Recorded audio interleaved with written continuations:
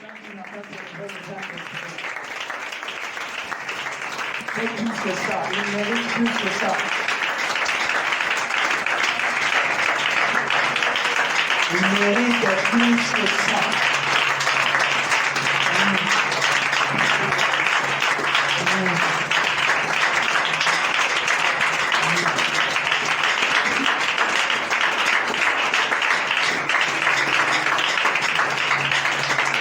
Alléluia. Amen. Amen. Amen. Que Dieu soit béni. Je disais que Dieu soit béni. Amen. Je vais alors utiliser le langage que j'aime. Que maman soit bénie. Amen.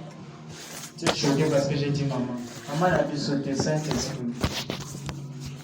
Voilà, que Dieu soit béni. Je dis merci d'abord au Seigneur pour sa grâce accordée encore en ce jour. Le souffle de vie qu'il nous a accordé. De nous tenir encore debout ici. Nous ne sommes pas spéciaux, mais nous avons un Dieu spécial. Et je remercie nos cordons, nos deux cordons, le cordon Joël et le cordon Jancy. Toute la coordination, toute l'équipe dirigeante. Que Dieu soit béni. Et je te bénis, toi qui es là. Tu as choisi la bonne part. Je disais que tu as choisi la bonne part. Tu as choisi la bonne part. Voilà. Que Dieu bénisse les hommes de Dieu qui ont été ici. Dieu bénisse les hommes de Dieu qui ont été ici, qui nous ont conduits pendant la louange, l'adoration. Que le Seigneur soit béni. Nous avons ce soir un thème merveilleux, sinon un très grand thème. On peut commencer à en parler plutôt depuis le premier jour de l'année jusqu'à la fin. Rassurons-nous que nous ne serons pas à mesure de pouvoir dire tout ce qu'il faut. Alors ce soir, par la grâce de Dieu, nous allons aborder sur ce thème le souffle. Dis avec moi le souffle. Le souffle. Le souffle. Le souffle. Nous allons rapidement lire Genèse. On va faire un long voyage. On va retourner au commencement. Nous allons lire Genèse. Genèse, le chapitre 2, le verset 7.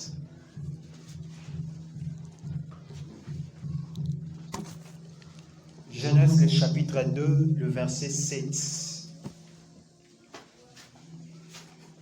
Si on est là, je lis au nom de Jésus.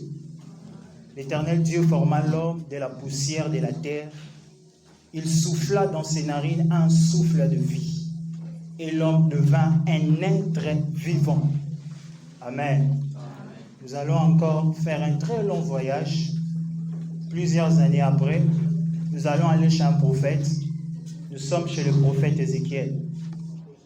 Ézéchiel 37. Ézéchiel 37. Nous pouvons commencer à partir du 7e verset. Non, on va prendre le 7e et le 9e verset. Ézéchiel 37, 7 et 9. Je lis au nom de Jésus. J'ai avec moi la version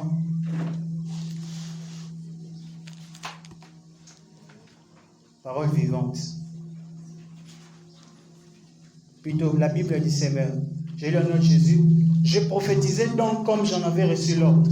Et tandis que je prophétisais, il y eut soudain un bruit. Dis avec moi, bruit. Il y eut soudain un bruit. Puis un mouvement se produisit. Et les eaux se rapprochèrent les uns des autres. Amen. Amen. Le verset 9. Alors l'Éternel me dit, Fils de l'homme, prophétise à l'adresse de l'Esprit. Ah, ça j'aimais. Fils de l'homme, prophétise à l'adresse de l'Esprit. Prophétise et dis à l'Esprit. Voici ce que déclare le Seigneur, l'Éternel. Esprit, viens de quatre coins du ciel et souffle sur tous ces eaux morts pour qu'il revive. Amen. Amen. Voilà. En tout cas, vous allez m'excuser, je ne vais pas respecter l'ordre de l'homilétique. On va aller comme ça. On va dire ce qui vient, on va faire ce qu'il faut. Amen. Amen. Amen. Nous allons parler du mystère du souffle. Dis avec moi, mystère du souffle. Mystère du souffle. Le mystère du souffle. Le mystère du souffle. Voilà. Déjà, le mot clé qui est le mystère. Un mystère, c'est quelque chose qui est caché, mais qui est appelé à être révélé. Aussi, on est en train de dire que ce mystère, c'est également un secret. Le mystère, c'est aussi un secret. Alors, lorsqu'on est en train de parler du mystère du souffle, aïe aïe aïe, c'est très bizarre. Je ne sais pas si je vais finir mon message, parce que là, depuis un bon moment, ma main arrête de trembler et j'aime quand Dieu est là. Le Saint-Esprit est là. J'étais en train de te donner une information. En principe, lorsqu'on donne une information, je n'ai pas besoin que tu sois d'accord ou pas. Moi, je suis en train de t'informer que le Saint-Esprit est là. Le mystère du souffle. Lorsque on voit Ézéchiel, le chapitre 37, le verset 7, ici, on est en train de dire, en réalité, est le bruit. Plutôt, le bruit dont on est en train de parler, le vent ou le souffle dont on est en train de parler, ça va du pair avec l'esprit. Ça, un même mot hébreu, rendu par vent, rendu également par esprit. Alors, on est en train de parler du mystère du souffle. Assurément, il y a quelque chose qui se cache dans le souffle. N'est-ce pas? J'aime pas comme tu es trop sérieux comme ça. Tu es trop sérieux. Tu es trop sérieux. Amen. Amen. Tu vas tapoter le sol avec moi. Fais ça, fais ça, fais ça, fais ça. Voilà. Ça, c'est bon. Que Dieu soit béni. Le mystère du souffle. Je vais également rapidement lire. Ça va me permettre de commencer mon message. Genèse, le chapitre 1. Genèse chapitre 1, le verset 2. La Bible dit, la terre était informe et vide. Il y avait des ténèbres à la surface de l'abîme. Et l'Esprit de Dieu se mouvait au-dessus des eaux. Et l'Esprit de Dieu se mouvait au-dessus des eaux. J'aimerais ouvrir une parenthèse pour te dire, le souffle a toujours eu un endroit où il doit manifester, où il doit faire un impact. Je reprends. Le souffle a toujours eu un endroit, un corps, un lieu dans lequel il doit manifester l'impact. Et on est en train de voir au début l'esprit qui était en train de se mouvoir. L'esprit qui était au-dessus des eaux. Dieu a créé Adam. Plutôt, tout ce qui s'est passé, toute la création, et puis à la fin, Dieu, il prend Adam. La Bible dit, il forma Adam, il le façonna.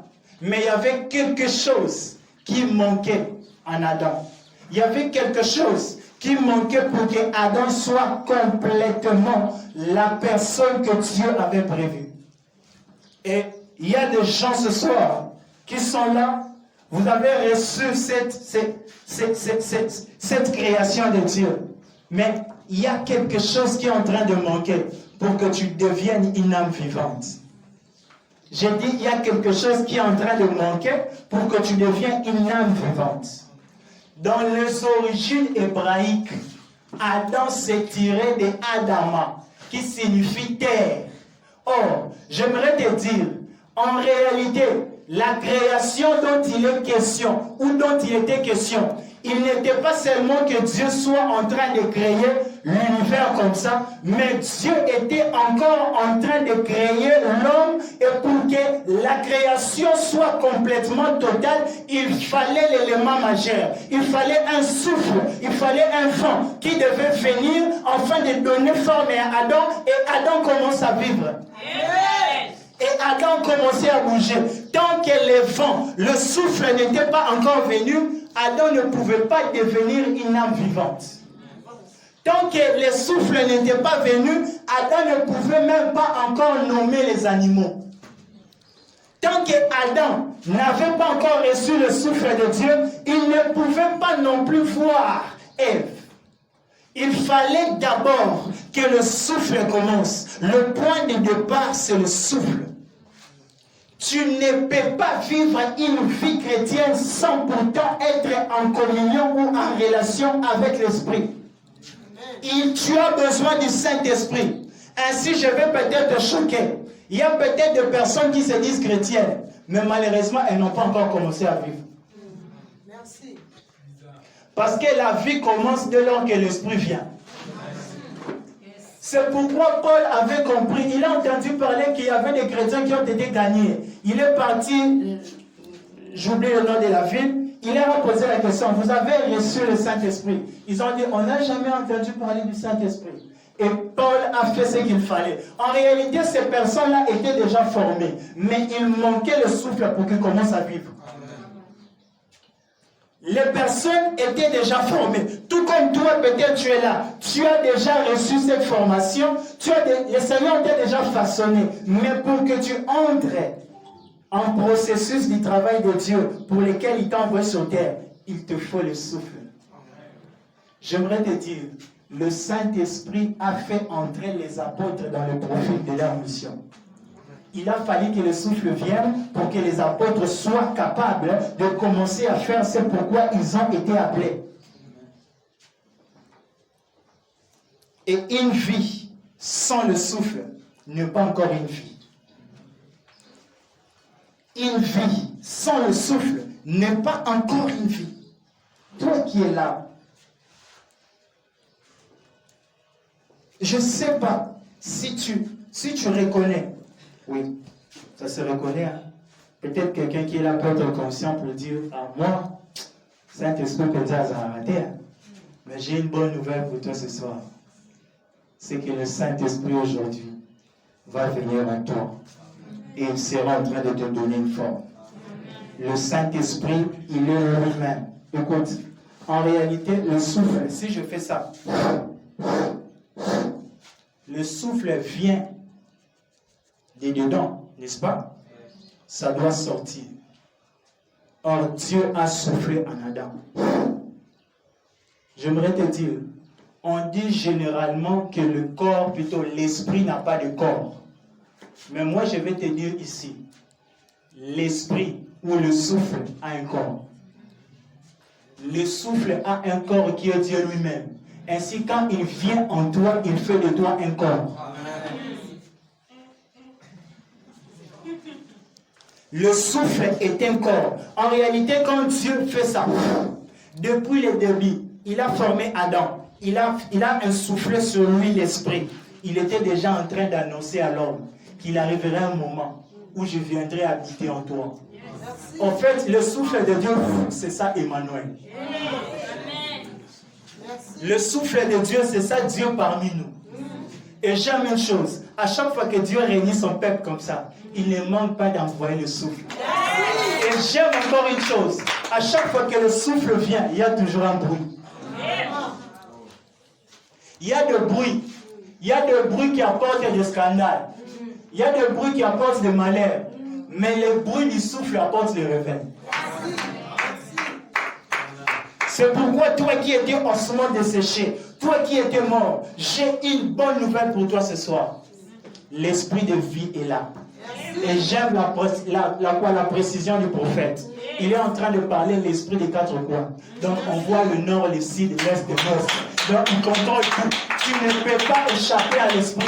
Tu ne peux pas échapper à l'esprit et rien ne peut échapper à l'esprit. Parce que le Saint-Esprit est là, il est en train de contrôler. Il vient de tous les quatre coins pour pouvoir faire. C'est pourquoi le Seigneur lui a donné à faire. La Bible dit, tout celui qui est né de Dieu, il est comme le vent. On entend le bruit, mais on ne sait d'où il vient, ni d'où il va. Lorsque Dieu, en réalité, il se décide de souffler sur les enflammés, le souffle, c'est une manifestation de Dieu pour la restauration. Le souffle, c'est une manifestation de Dieu pour la délivrance. Si ici il y a la poussière, si je fais ça, plutôt ceci, n'est-ce pas que la poussière va être dissipée? Or, le souffle de Dieu, il ne vient pas seulement pour venir habiter en toi. Il se charge. Lorsqu'il vient, il vient emporter toutes les mauvaises choses, afin que tu restes vide et que tu sois rempli par lui-même. Il vient également pour nettoyer des choses qui sont sales, des choses qui sont mauvaises, afin qu'il vienne posséder ton corps. Si des démons peuvent te posséder, alors qu'ils ne t'ont pas créé, à combien de plus faut traiter celui qui t'a créé? À combien qui t'a créé? Le Seigneur, ce soir, il s'est décidé de venir nettoyer, changer la vie des personnes. C'est vrai, tu es là, tu es chrétien. Tu t'appelles chrétien, chrétienne. Mais tu connais des choses en toi qui n'honorent pas Dieu. Tu connais des choses en toi qui ne glorifient pas Dieu. Or, le Seigneur, puisqu'il a un plan merveilleux pour toi, il ne veut pas que tu entres dans ce processus avec la saleté.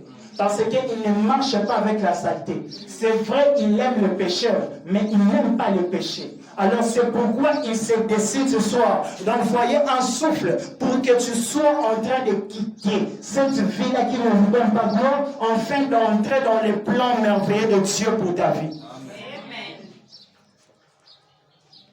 Tu ne peux pas vivre de choses glorieuses avec le Seigneur si tu mènes une vie de débouché. Ici, je savais que je n'aurais pas des amens. Hein? J'avais déjà préparé mes amens depuis ma maison. Regarde les choses que tu es en train de faire. Est-ce que ces choses glorifient Dieu? Je déteste, je pèse mes mots, je déteste un chrétien, un enfant de Dieu, à qui on est en train de faire des reproches, mais qui dit qu'il a fait la mal. Sottise. Tu n'as pas compris ce que c'est la vie chrétienne. La Bible dit, ne savez-vous donc pas que vous ne vous appartenez plus? Comment une personne qui est morte peut avoir un désir ou peut devoir bouger? N'est-ce pas que si maintenant là je suis mort, vous allez faire de moi tout ce que vous voulez. Je ne vais pas réagir, je suis fini, je suis mort. Or la Bible a dit qu'on est mort avec Christ. Comment toi qui es mort avec Christ, lorsque on est en train de te faire des reproches sur ta mauvaise marche, tu te dis que comment un mort peut parler, comment un mort peut encore avoir certains désirs? On comprend qu'en réalité tu n'es pas né de nouveau. Je vais te choquer, mais tu es un mort-né.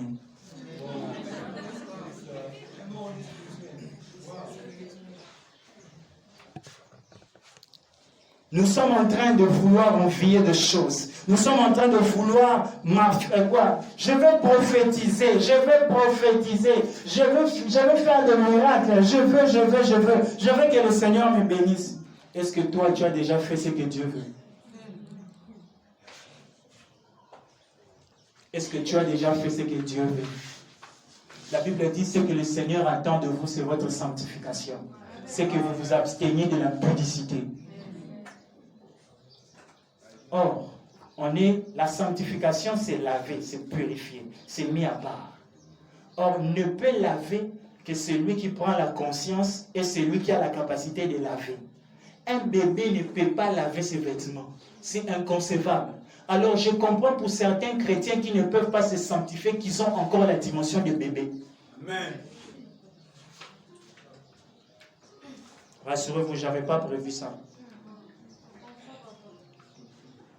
Comment on est en train de te faire voir les choses, les réalités en face, mais tu continues à faire la tête dure.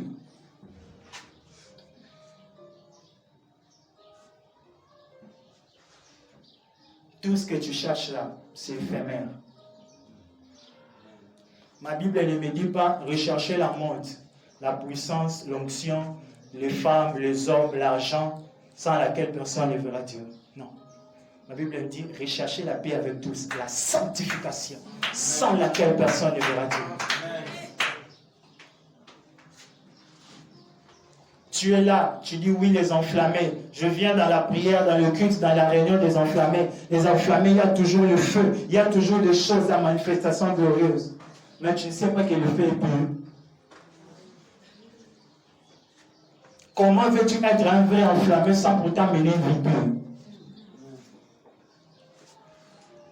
Comment veux-tu faire des choses que tu attends de toi tant que tu es encore en train de marcher dans la saleté? Regarde l'âge que tu as. Si on voit avec les CV de ton parcours, c'est catastrophique. De choses que tu es capable d'enseigner. Tu es capable d'enseigner à des mamans des choses que les mamans ne connaissent pas. Combien d'hommes as-tu eu dans ta vie? Avec combien de femmes? De filles de combien de femmes que tu as abusées? Tu cherches le sexe. Et puis tu dis, parce que je suis en relation avec lui, il m'avait mis la pression, il fallait que je le fasse. N'importe quoi. Non, on avait dit, si on a salé un hôtel, je n'aurai pas l'expérience dans mon mariage, ça sera compliqué. Crois-tu que Dieu est fou de dire qu'on puisse s'en priver jusqu'au mariage? Amen, papa. Amen. Crois-tu que dans toutes les choses de la vie, avant de pouvoir le faire, on a besoin d'une expérience comment préétablie? Non, il faut que je fasse avant le mariage parce que quand je serai dans le mariage, que j'ai l'expérience. Sottise. Le sexe n'a pas besoin d'une expérience. Lorsque tu gardes ton état de sanctification, ta chasteté, ta virginité, tu entres dans le mariage. Le jour de la nuit de noces, tu n'as pas besoin d'une expérience avant. Au premier jour que tu le fais, tu acquiers l'expérience, tu honorais ton Dieu et Dieu glorifié. Et Dieu glorifié. Merci, papa. Deux choses sont en train de détruire ma jeunesse. Le sexe et l'argent, la gloire, tout ce qui est lié à la gloire. Si tu es venu ici pour blaguer ce soir, si tu es venu ici pour faire des aventures, rassure-toi que le souffle de Dieu a la capacité de te projeter très loin. Tu seras frappé.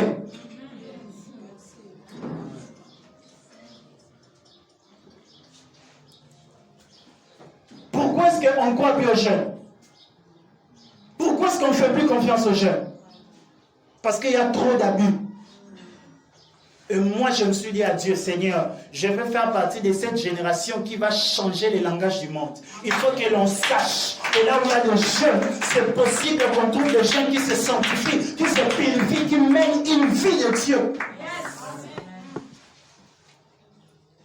Tu es pressé pourquoi? Tu fais la guerre avec plutôt la course avec qui? Quelle est cette compétition? Tu vas gagner quoi? Tu gagneras quoi? Je me souviens, quand j'étais encore en train d'étudier 6e et passer, tout ça, j'avais des amis très, bon, amis c'est trop dur, des collègues très compliqués, très bizarres. Je regrette même, Seigneur, pourquoi tu m'as fait croiser avec ces personnes? Lorsque tu es avec eux, il n'y a qu'une seule conversation. Le sexe, le femme, ainsi de suite. Et il se moque de toi. Elle s'est tellement moqué de moi un jour. J'ai chaud dans le cœur. Il m'a dit, Osama Manayoma. Aïe, aïe, aïe, aïe, aïe. Il faut les histoires là de chasteté, c'est pour les femmes. Et il s'est moqué de moi tous les jours. Et il vient me raconter ces histoires. Tu sais, hier j'ai fait ça. Hier avec Oduma, j'ai fait ça. Et ça me faisait mal. J'ai dit, Seigneur, pourquoi il se moque de moi? Moi aussi, je suis capable de le faire. Avant, c'était pour moi un sujet de honte. Mais le jour où j'ai entendu la parole du souffle, le souffle m'a dit, tu es le plus heureux. Le jour que j'ai entendu ça, je n'avais plus peur. Avant, j'étais incapable de pouvoir même dire que jusqu'aujourd'hui, je suis encore chaste. C'était honteux pour moi. Mais jusqu'aujourd'hui, je peux crier tout haut que je suis encore chaste. Et je défie toutes les femmes. Cette femme qui viendra dire le contraire peut s'élever là.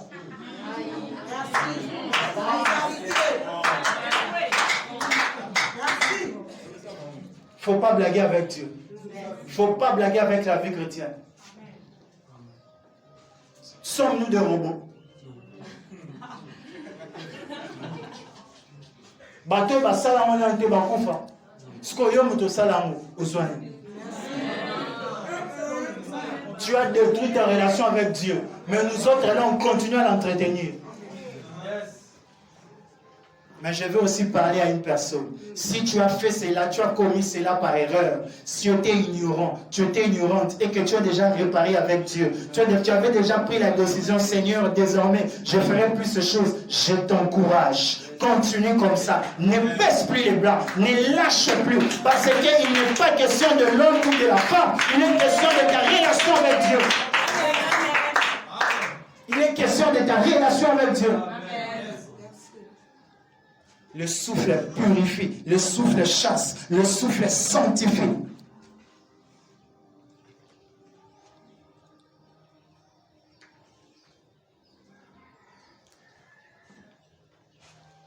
Je suis en train de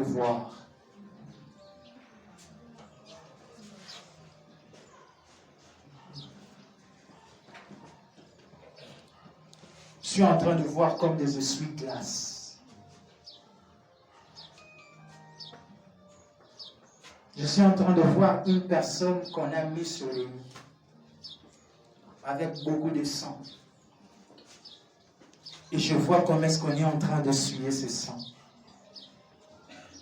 On est en train d'essuyer,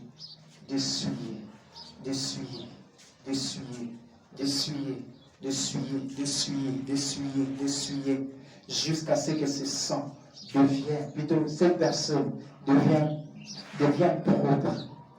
Et je comprends que c'est l'un des travaux que le Saint-Esprit va commencer à faire maintenant.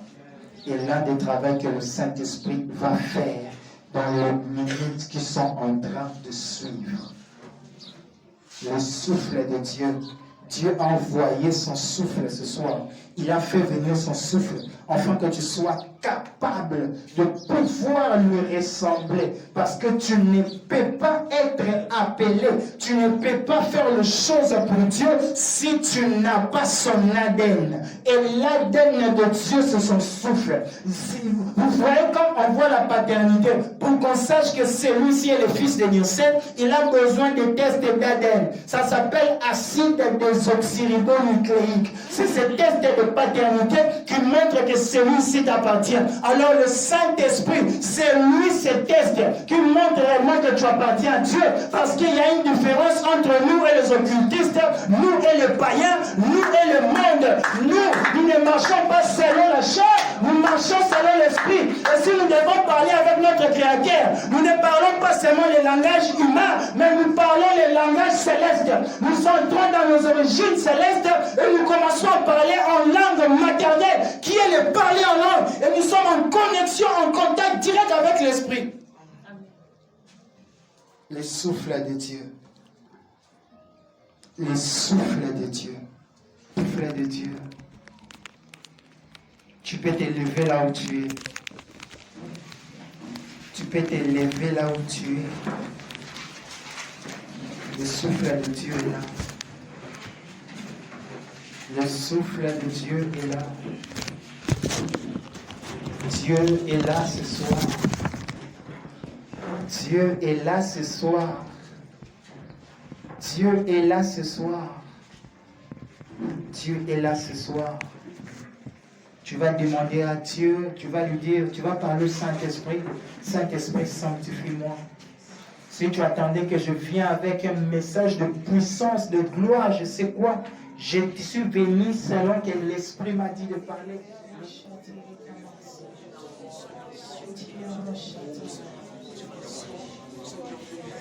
Est-ce que quelqu'un peut acclamer pour le Seigneur?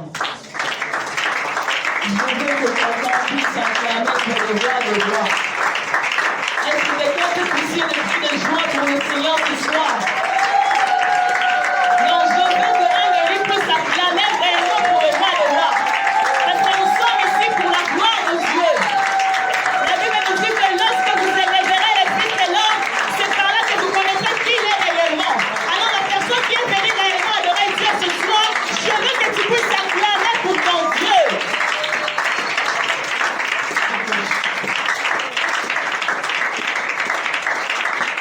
Amen.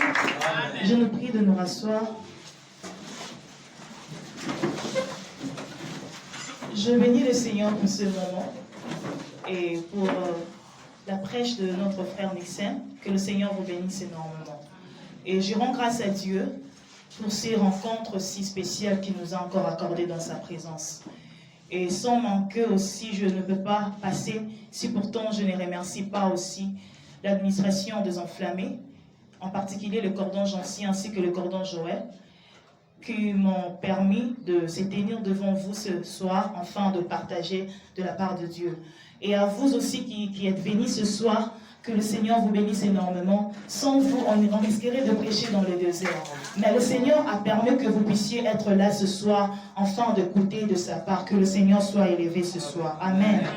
Nous continuons notre programme de ce soir. Nous parlons d'un thème qui est le souffle. Et moi, je veux parler d'un point qui est le souffle caché. Nous ouvrons nos Bibles dans le livre de Jean, chapitre 20, les versets 19 à 22. Nous lisons au nom de Jésus. Le soir de ce jour, qui était le premier de la semaine, le porte du lieu où se trouvaient les disciples étant fermée, à cause de la crainte qu'ils avaient de Juifs, Jésus vint, se présenta au milieu d'eux et leur dit, « La paix soit avec vous. » Et quand il y eut dit cela, il leur montra ses mains et son côté. Les disciples firent dans la joie en voyant le Seigneur. Jésus leur dit de nouveau, « La paix soit avec vous. Comme le Père m'a envoyé, moi aussi je vous envoie. » Le verset 22, après ces paroles, il souffla sur eux et leur dit, « Recevez le Saint-Esprit. » Est-ce que nous pouvons acclamer pour cette parole ce soir?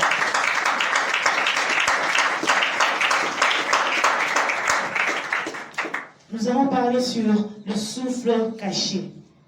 Et par le point que nous allons parler ce soir, nous allons encore parler de ce point qui est, premièrement, le premier point que nous allons évoquer ce soir, c'est la résolution des concepts.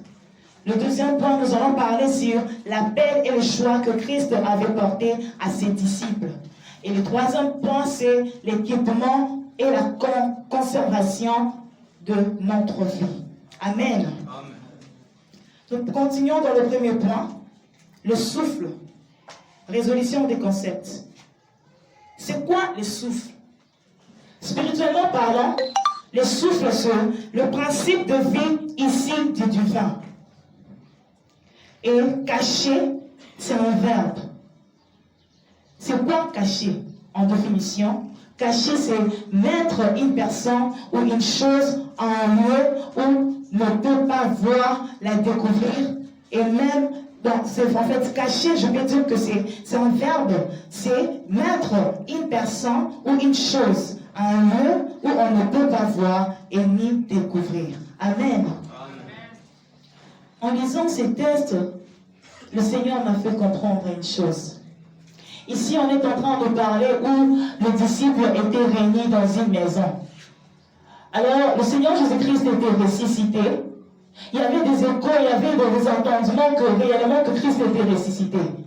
Et par ce moment-là, tous ces disciples étaient réunis dans une maison. Ils ont fermé la porte. Christ les a apparus. Et Christ les a dit que la paix soit avec vous. J'ai à comprendre une vérité que Dieu m'a soufflée. Nous connaissons très bien que le Saint-Esprit est sur nous. Le Saint-Esprit est avec nous. Et le Saint-Esprit est en nous. Mais ce qui permet le Saint-Esprit de manifester ses œuvres en nous, c'est lorsqu'il a la probabilité de vivre dans l'intimité en nous. Je répète encore, nous savons bien que le Saint-Esprit est sur nous. Le Saint-Esprit est avec nous et le Saint-Esprit est en nous. Mais ce qui permet le Saint-Esprit de manifester ses œuvres en nous, c'est lorsqu'il a la probabilité de vivre en intimité en nous. Qu'est-ce que j'ai à comprendre par cela? Ici, les disciples étaient enfermés dans une maison. Pourquoi? Parce que Christ n'avait pas attendu apparaître lorsque la porte était ouverte. Christ a attendu lorsque la porte était fermée. Et c'est par là que Christ est apparu. Qu'est-ce qu'il nous dit dans Matthieu 6,6? Mais lorsque tu pries, entre dans ta chambre, ferme ta porte, cherche Dieu, le Dieu de l'intimité. Je voudrais dire à quelqu'un que le Saint-Esprit ne se travaille jamais dans la transparence, mais c'est que le Saint-Esprit se travaille en cachette. Je voudrais dire à quelqu'un que ce soir, que le Saint-Esprit en toi, il ne veut pas travailler en transparence, mais le Saint-Esprit veut travailler dans les cachettes. Ici, les disciples étaient réunis dans une maison, ils se sont enfermés. Ils se disaient, oh Seigneur, réellement tu es ressuscité. Ils se posaient tant de questions, est-ce que réellement le Christ est ressuscité? Le Seigneur a attendu le moment où ils étaient tous enfermés dans une maison. J'aimerais dire à quelqu'un que ce soir que si peut-être tu avais une motivation avec Dieu, ça paraît peut-être que rien ne se passe. Apparemment rien ne se fait. J'aimerais dire à quelqu'un que le Seigneur te cherche dans le secret. Nous parlons d'un souffle qui se fait dans les secrets, en cachette.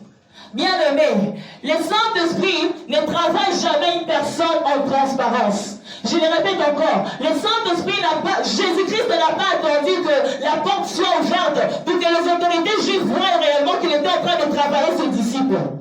Le Seigneur Jésus-Christ a accepté de le faire en cachette. C'est parce qu'il avait un appel particulier pour ses disciples. Et j'aimerais dire à quelqu'un ce soir que tu as un appel particulier avec Dieu. Voilà pourquoi le Seigneur ne veut pas qu'il le fasse en transparence devant les hommes. Il veut le faire en cachette. Afin que cette cachette, lorsqu'il va commencer à travailler en toi, cela se verra dans la transparence. J'aimerais dire à quelqu'un ce soir, travaille le Saint-Esprit dans les cachettes. Il ne se fait pas voir dans la transparence. Quand tu travailles réellement l'intimité avec toi et le Saint-Esprit, ce n'est pas important que les gens le sachent. Ce n'est pas important que les gens le connaissent. Mais il veut travailler avec toi dans le secret, dans l'intimité. Le Seigneur Jésus-Christ ici, il a donné un souffle à ses disciples. Le souffle en question, c'était un souffle qui était caché. Apparemment, il n'y avait rien qui s'est fait. Apparemment, c'était rien qui s'est passé. Or, en réalité, il y avait quelque chose qui s'est passé. Or, en réalité, il y avait quelque chose qui s'est déclenché. C'était le début de la mission pour ses disciples. Il a dit que comme le Père m'a envoyé, moi aussi je vous envoie. J'aimerais dire à quelqu'un ce soir que le Seigneur t'a choisi pour un appel particulier. Et cet appel commence d'abord en cachette. Je me fais comprendre. Je peux avancer. J'aimerais dire à quelqu'un ce soir que le Seigneur t'a choisi pour un appel. Et cet appel, c'est un appel en particulier. Le Seigneur veut d'abord te travailler en cachette. En cachette, c'est là où les gens ne voient pas. C'est une relation qui appartient seulement entre toi et Dieu. C'est une relation qui se développe que entre toi et Dieu. Là où les gens ne voient pas, ne découvrent pas. C'est caché dans l'intimité. Mais lorsque cette relation va développer, c'est par là que ça va se faire voir dans la transparence.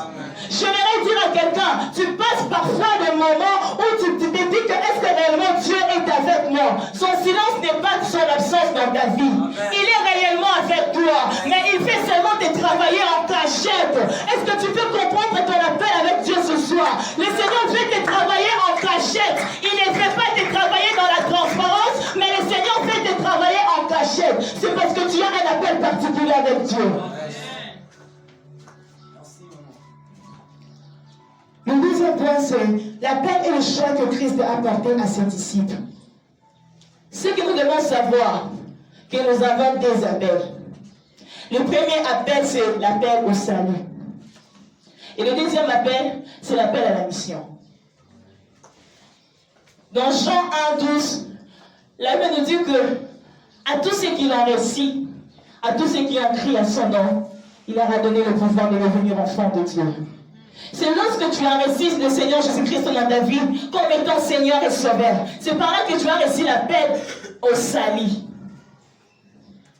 Et le deuxième appel, c'est l'appel à la mission. Marc 16, 17.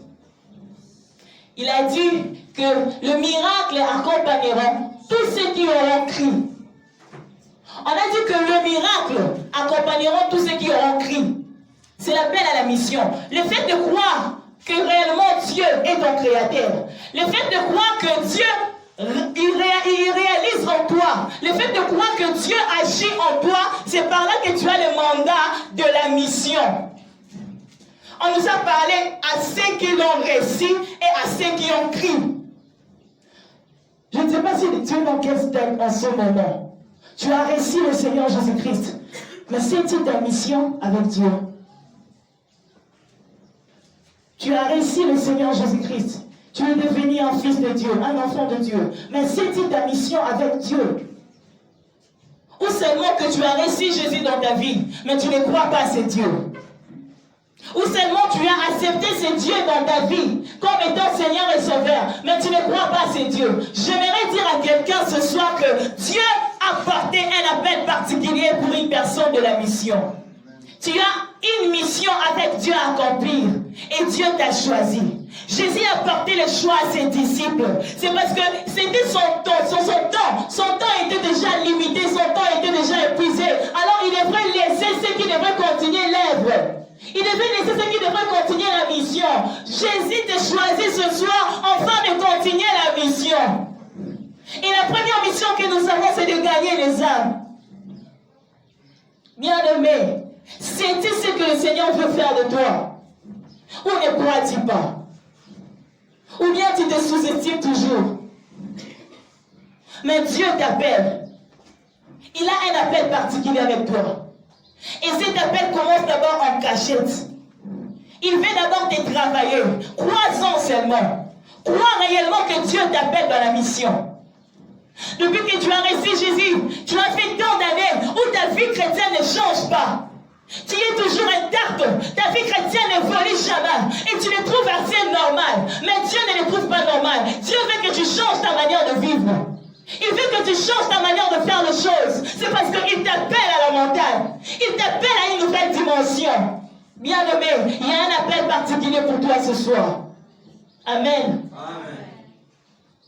Le troisième point, c'est l'équipement et la conservation. Comment pourrions-nous être équipés? En fait, la question que je me suis posée ici, pourquoi est-ce que Christ a soufflé? La première des choses, Christ a soufflé à ses disciples, c'était pour équiper ses disciples à une nouvelle dimension. La deuxième des choses, Christ veut t'équiper. Il veut t'équiper ce soir. J'aimerais dire à quelqu'un que Dieu veut t'équiper ce soir. Il veut une nouvelle dimension pour toi ce soir. Il veut que tu changes ta manière de voir, de concevoir les choses avec lui. Il ne veut pas que tu puisses te sous-estimer. Le temps à autre que tu vas commencer à te sous-estimer, bien aimé, tu ne verras jamais la main de Dieu. Tu ne verras jamais les êtres du Saint-Esprit. Le Saint-Esprit en toi, il veut opérer. Mais c'est toi qui devrais laisser la place pour lui d'opérer. Quand tu interprètes sa présence, il n'a pas le moyen pour développer. Il a besoin de ton cœur. Il a besoin de ta disposition.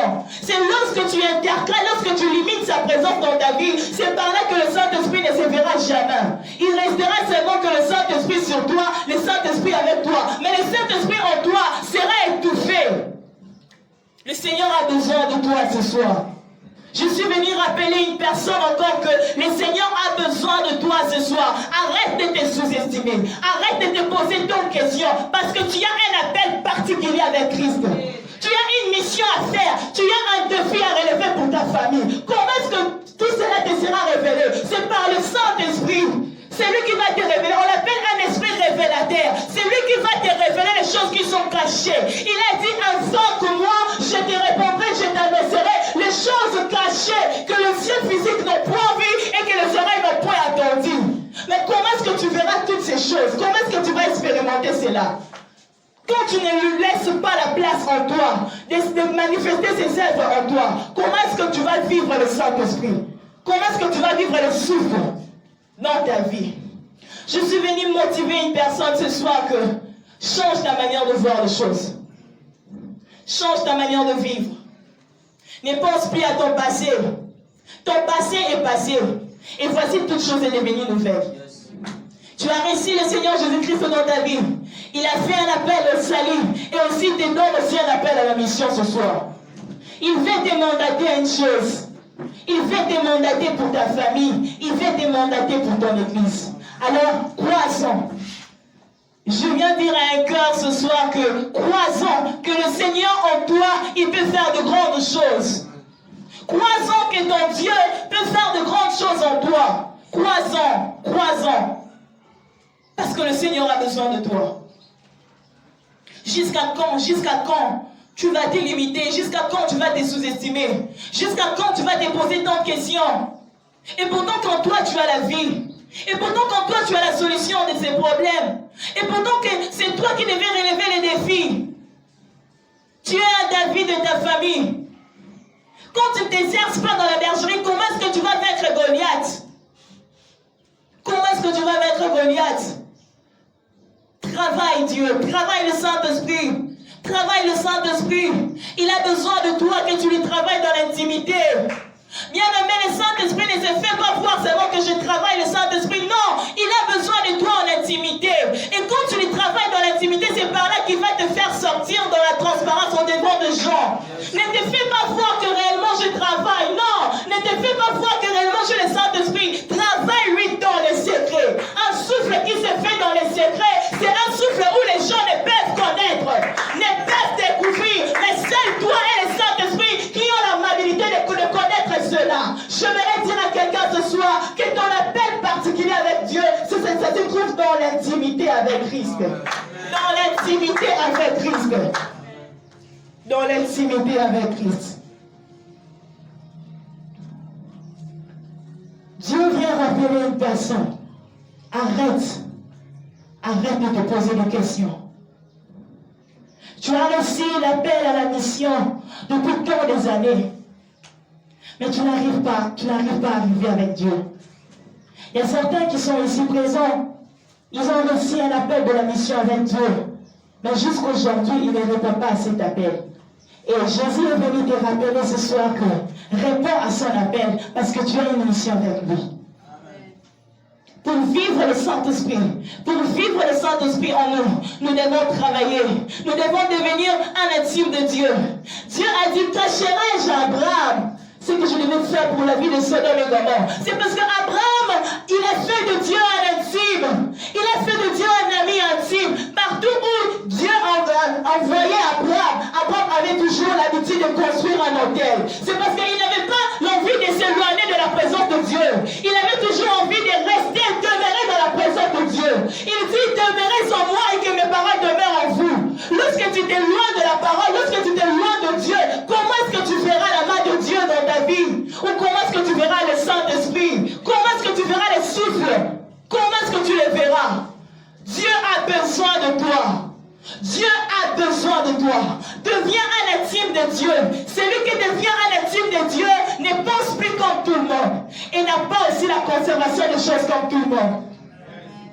Il n'a pas la conservation des choses comme tout le monde.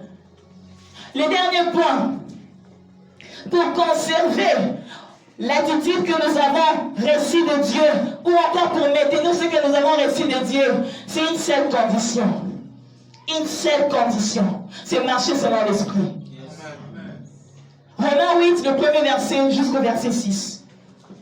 Il a dit marcher selon l'esprit, afin de ne pas accomplir les œuvres de la chair. Les œuvres de la chair conduisent vers la mort. Mais marchons selon l'esprit pour vivre longtemps, pour vivre éternel. Pour vivre éternel. Quand est-ce que tu vas toujours demeurer dans le péché? Quand est-ce que tu vas toujours demeurer dans ton ancienne vie? C'est ça qui t'empêche à vivre la main de Dieu. C'est ça qui t'empêche à vivre le Saint-Esprit en toi. Dieu veut que tu marches selon l'Esprit. Dieu veut que tu marches selon l'Esprit. Je suis venu fortifier une personne ce soir que la miséricorde de Dieu est encore possible. La miséricorde de Dieu est encore possible. Peu importe ton état, peu importe la manière dont tu t'es conduit, Dieu est là, fidèle, pour te pardonner. Parce qu'il t'appelle ce soir. Il t'appelle pour relever un défi. Et tu devrais être comme lui. Être comme Christ, c'est marcher selon sa parole. C'est vivre les œuvres du Saint-Esprit en nous. C'est vivre les œuvres du Saint-Esprit en nous. Ne pense pas à ton passé, parce que ton passé va toujours continuer à t'intercaler pour vivre la main de Dieu. Mais pense à ce que Dieu veut faire de toi. Ne pense pas à ce que tu es, mais pense à ce que Dieu veut faire de toi. C'est par là que tu vivras le Saint-Esprit. Par là que tu vivras le Saint-Esprit.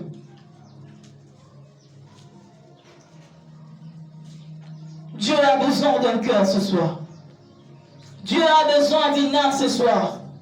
Si seulement tu te disposes, si seulement tu prends la décision de ne plus retourner en arrière, mais d'avancer avec Dieu, d'avoir un nouveau départ avec Dieu. Si seulement que tu prends la décision ce soir, tu verras la main de Dieu. Si seulement que tu prends la décision ce soir, tu verras le souffle. Si seulement que tu es prêt à recevoir cet appel à la mission, tu les verras s'accomplir ce soir même. Mais juste dispose ton cœur. Arrête de te sous-estimer. Il rappelle encore, arrête de se sous-estimer. Il a besoin de toi. Ton appel est tellement particulier. Voilà pourquoi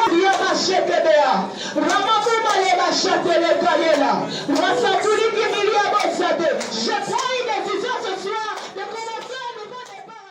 Encore une fois, gloire et louange à toi, Seigneur Jésus-Christ. Gloire et louange à toi, Seigneur Jésus-Christ. On acclame le Seigneur. On acclame Jésus. On acclame Jésus. On acclame Jésus. Je dis merci à Dieu pour la grâce qu'il m'accorde d'être en vie. Je dis merci aussi à vous d'être là. Je dis merci aux deux intervenants qui nous ont précédés. Voir des jeunes comme ça. En tout cas, je le connais personnellement, ils n'ont pas de diplôme de théologie. Ils n'en ont pas. Mais parce qu'ils aiment seulement Dieu, Dieu a appris à parler comme ça. Et le Seigneur m'a demandé de dire à quelqu'un déjà, ce que tu as vu ces personnes faire ici devant, n'est rien comparé à ce qu'il va faire avec toi. Amen. Alors ne te sous-estime pas. Actes des Apôtres, chapitre 2,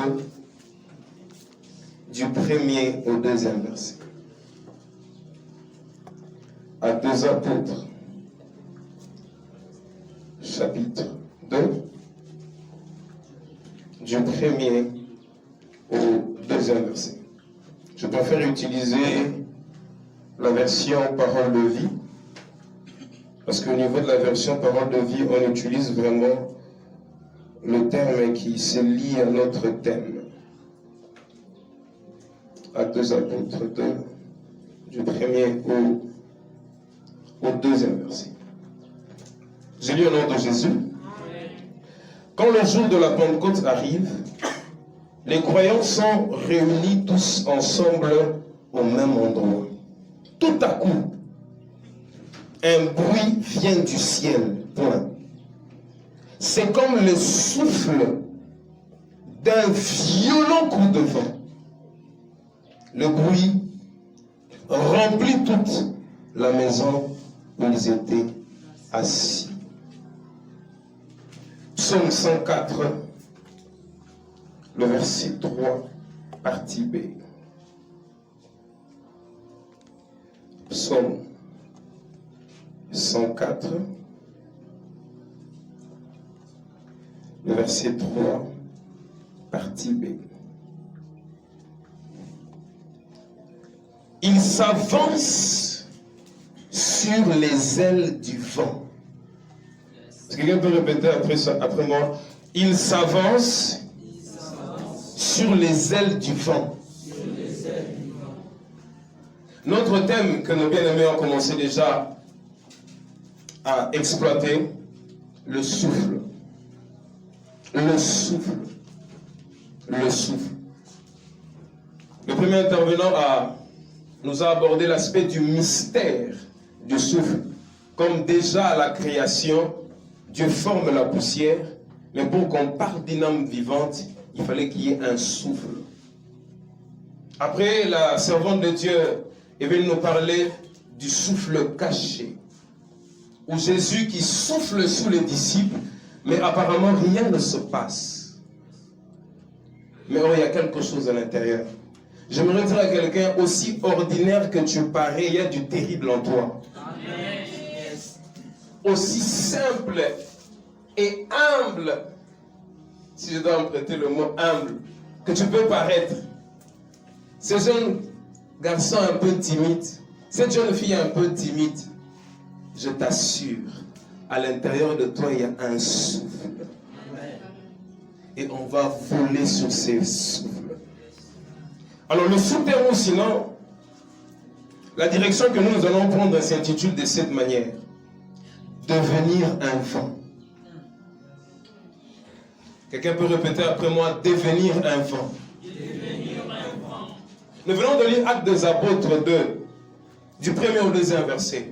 C'est l'un des passages les plus lus, l'un des passages les plus exploités, compte tenu de la période de Pentecôte ou de la Pentecôte. Généralement, dans ces textes, nous avons tendance directement à parler du Saint-Esprit, à parler des disciples réunis et autre chose. Mais l'élément sur lequel nous voudrons nous marteler ce soir, et nous allons étudier le texte, le vent.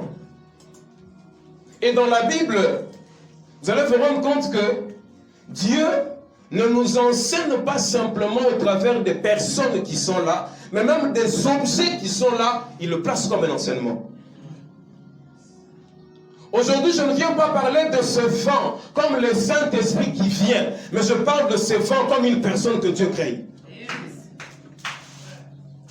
Je ne viens pas parler de ce vent comme la manifestation du Saint-Esprit d'une manière générale, mais je viens parler de ce vent comme une génération que Dieu élève. Quelqu'un peut répéter après moi, homme vent. Ce soir, Dieu va faire de nous des hommes vents. Tu es un être humain, mais spirituellement, il fait de toi un vent. Alors vous allez vous rendre compte que le vent est compté parmi les phénomènes naturels. Le phénomène naturel. Et dans la Bible, le vent dans l'ordre de choses est le phénomène naturel le plus cité dans la Bible. Le plus cité. Prenons deux principaux phénomènes naturels dans la Bible, le vent et la pluie. Par définition, le phénomène naturel, c'est quelque chose qu'on observe dans la nature, mais sans que l'homme en ait participé pleinement. Sans que l'homme ait manifesté quelque chose pour que la chose se fasse.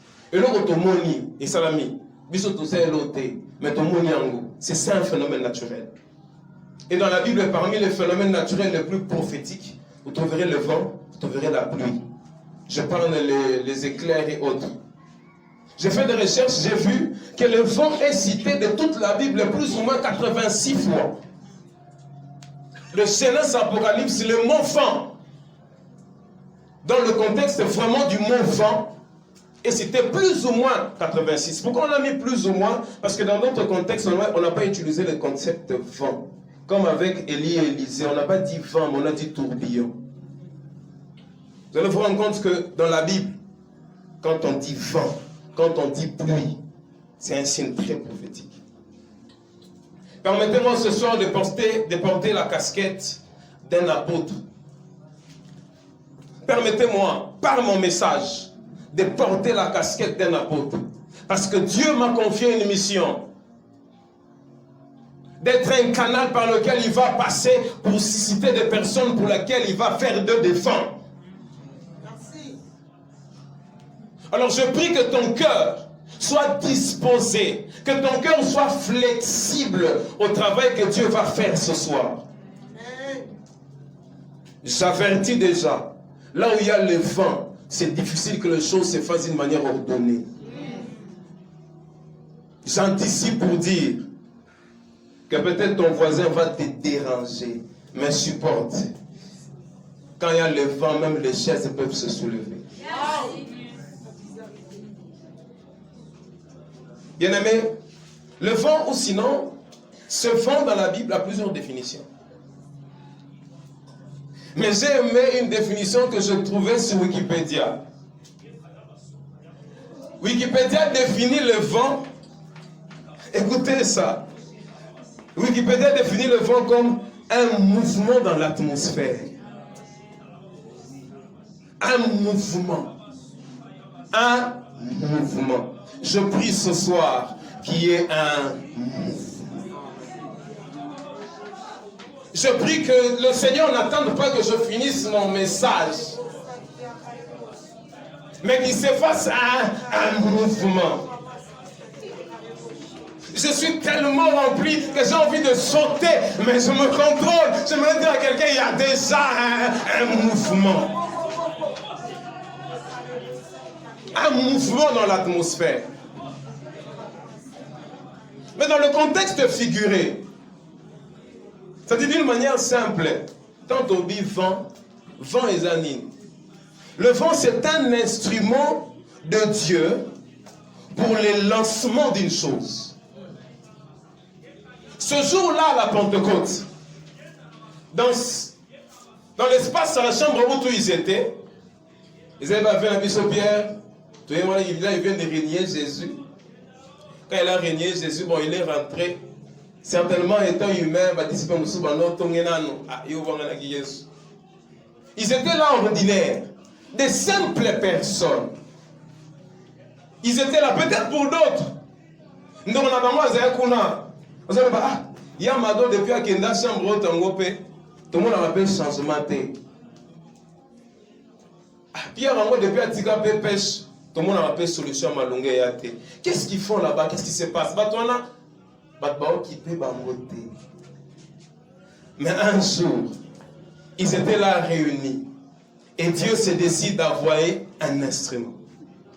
Cet instrument, c'est le vent.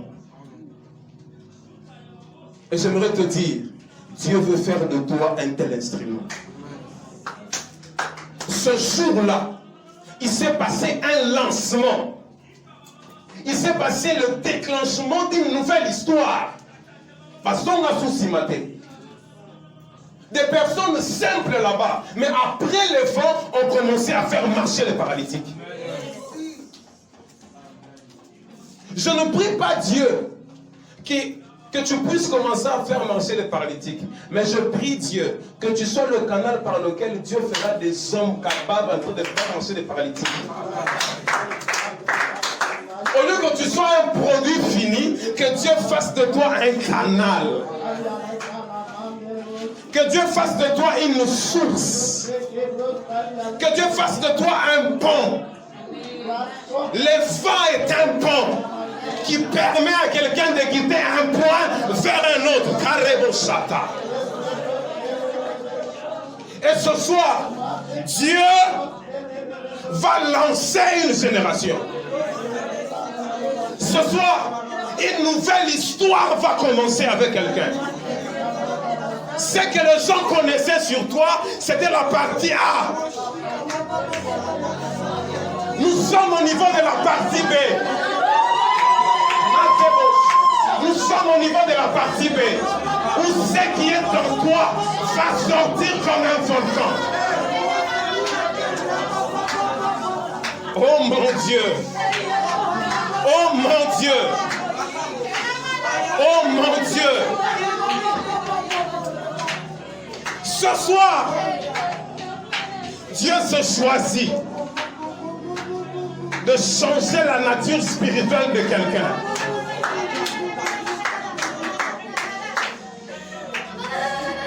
C'était trop calme Dans ta famille, c'était trop calme. Le sorcier était au repos dans ta famille. Le sorcier était très à l'aise dans ta famille. Le sorcier était très à l'aise dans ton quartier.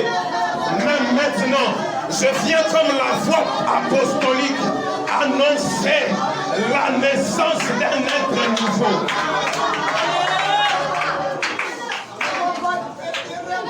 Je viens annoncer la naissance d'un être nouveau. Lorsque une femme est enceinte, lorsqu'une femme est enceinte, la période la plus dangereuse, c'est dans la maternité, dans la salle d'accouchement.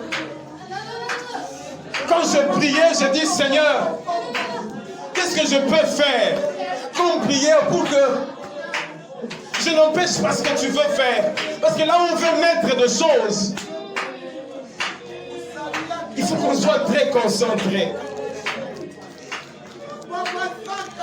Oh my God. Oh my God. Oh my God. Un vent est un instrument de Dieu pour le lancement d'une histoire, le lancement d'une tendance, le lancement d'une race.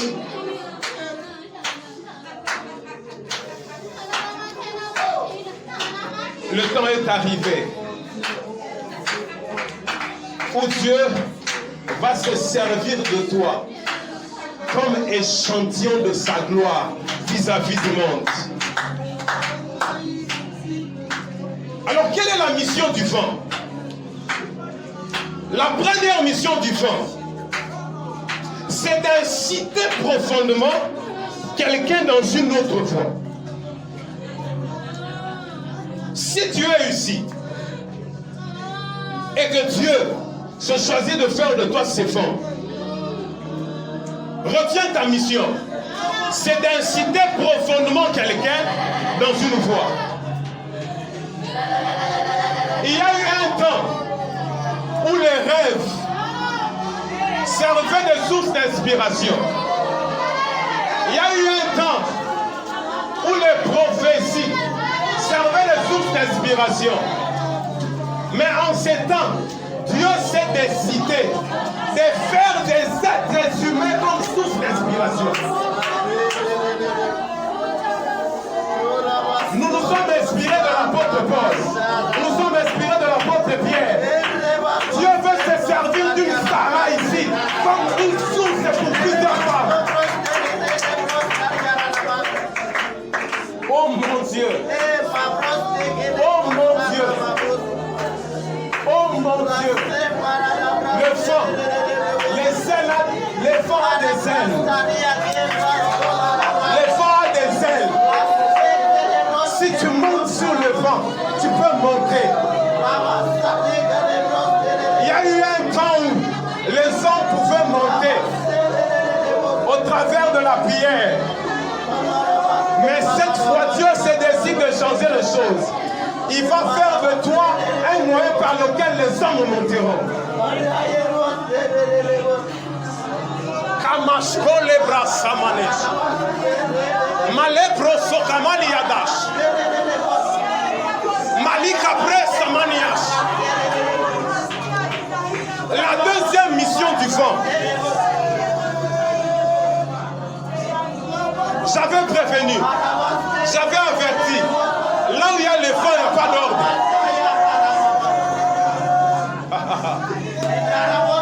La deuxième mission du vent est telle que la vie d'un vent devient un objectif pour ceux qui le regardent. Ou l'objectif de quelqu'un. Dieu veut faire de toi un objectif pour les gens. Quelqu'un va entrer en retraite. Quelqu'un va prier. Il va dire, Seigneur, je veux que tu fasses de ma fille comme tu as fait de telle. Dieu se choisit des personnes regarde. Dieu se choisit des personnes comme référence. Dieu veut lancer une tendance, mais il choisit qui va servir de référence. Qui va servir de référence.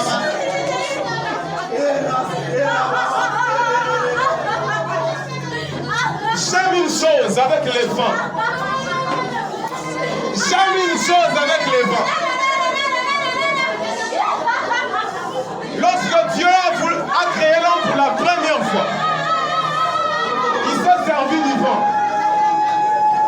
Lorsque Élisée voulait recevoir la double portion, l'élément qui lui a permis de recevoir ça, c'était le vent qui avait amené Élie, qui lui a permis que le manteau tombe.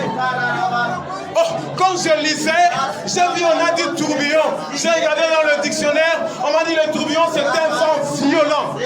Je prie que Dieu ne fasse pas de toi simplement un vent, mais qu'il fasse de toi un vent violent. Ce soir, je viens annoncer la parole comme une foi. La foi qui vient annoncer la naissance de choses. L'ennemi a essayé d'empêcher ce moment. Mais le vent, il n'y a personne qui peut la fermer. Personne ne peut fermer le vent. Alors comment devenir un vent?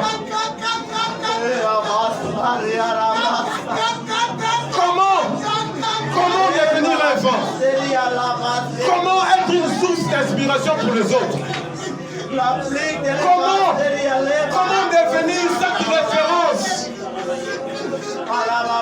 Comment devenir cet objectif pour les autres? Comment? J'ai vu dans Proverbe 15.3, dans le Proverbe 15.2, la version parole de vie, j'aime ça.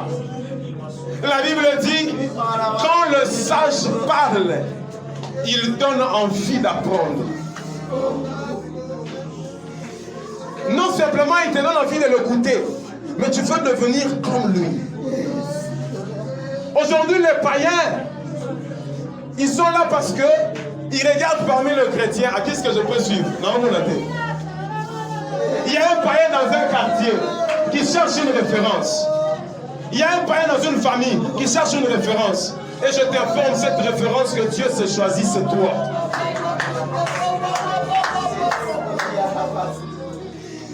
Oh mon Dieu. Comment devenir un vent? Le prix est simple. Le prix est simple.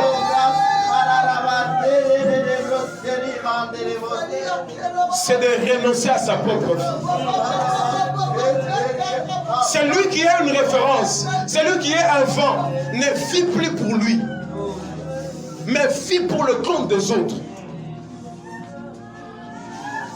Le jour où tu vas te décider de marcher comme une référence, en te disant que Dieu veut faire de moi cette référence, je dois me sacrifier. Parfois un parent, pour nourrir ses enfants, il peut se priver de la nourriture lui-même.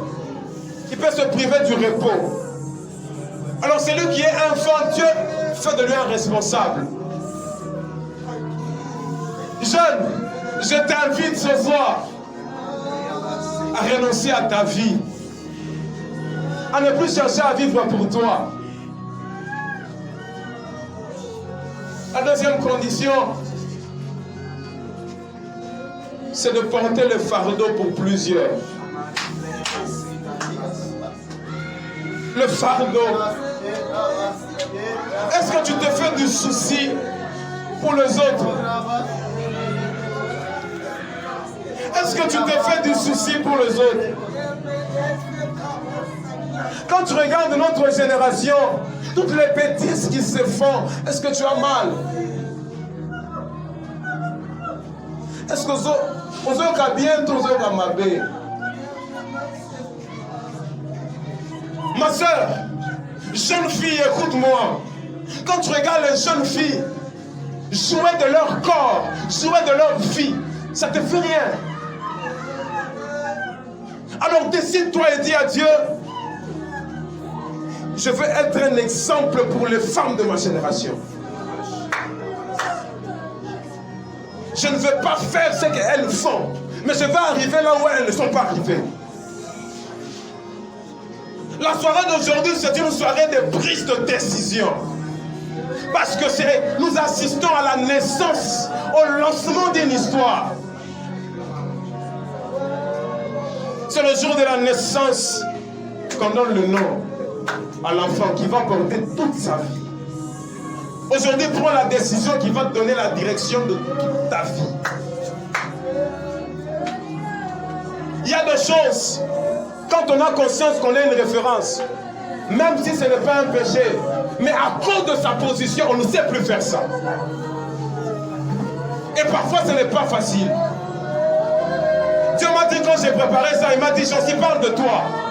Parce que cette soirée, je veux me servir de toi, de ton histoire.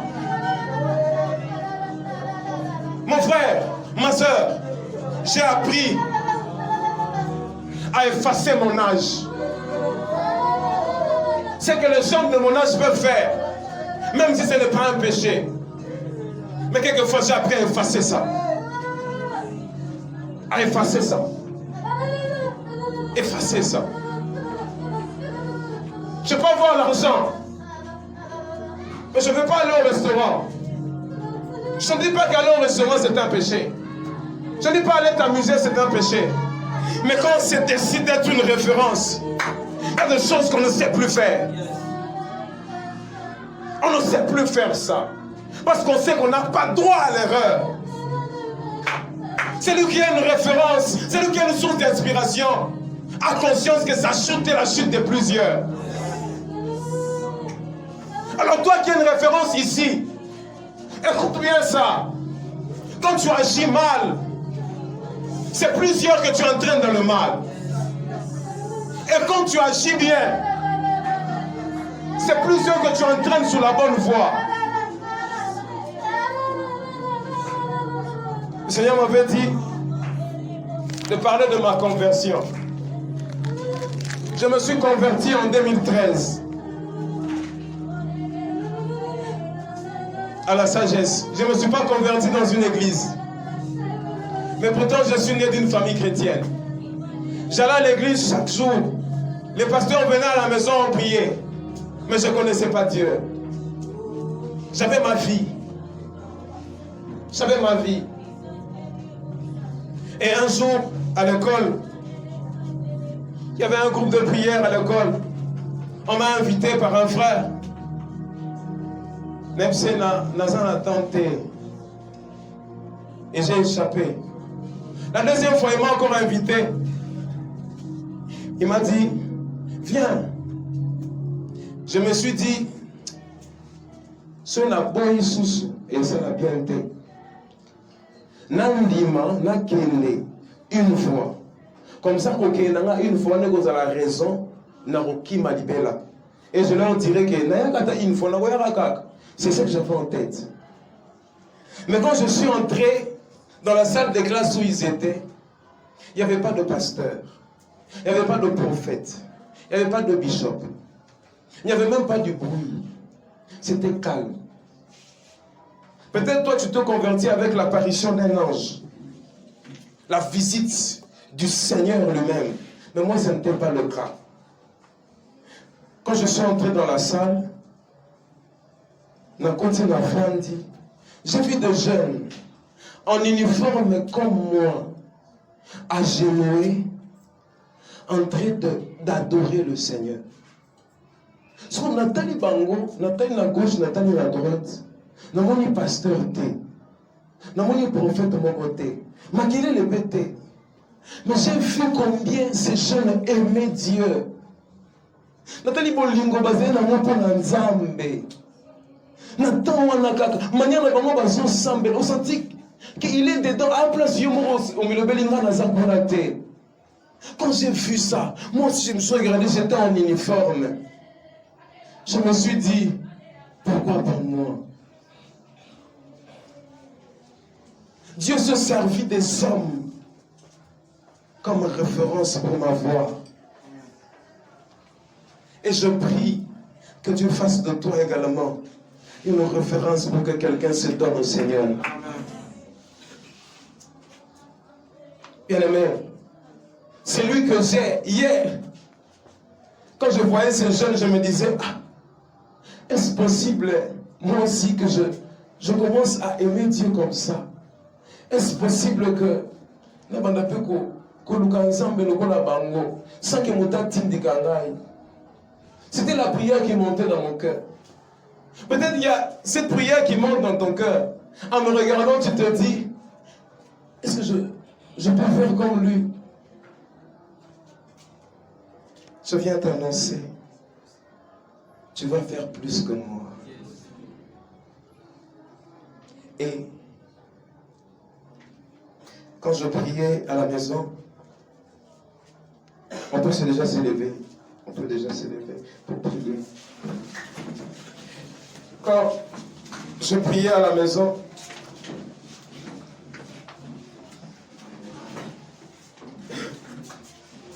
le Seigneur m'a rappelé cette phrase qui m'a dit il y a quelques mois en arrière. Il m'a dit, Jancy, tu dois te multiplier. Tu dois te multiplier. Ce que j'aime avec le phénomène naturel, ce n'est pas l'homme qui commence, mais c'est Dieu lui-même qui prend tout. Et il m'a dit ce soir, j'avais vu le ciel, dans le ciel, une grande porte s'ouvrir. Et un vent. Oh my God. Ce soir, Dieu va faire de toi un vent. Ce soir, Dieu va faire de toi une référence.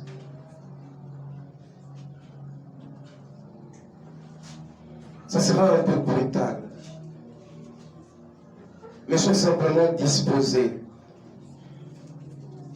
J'avais vu des anges avec la forme un peu comme l'éclair.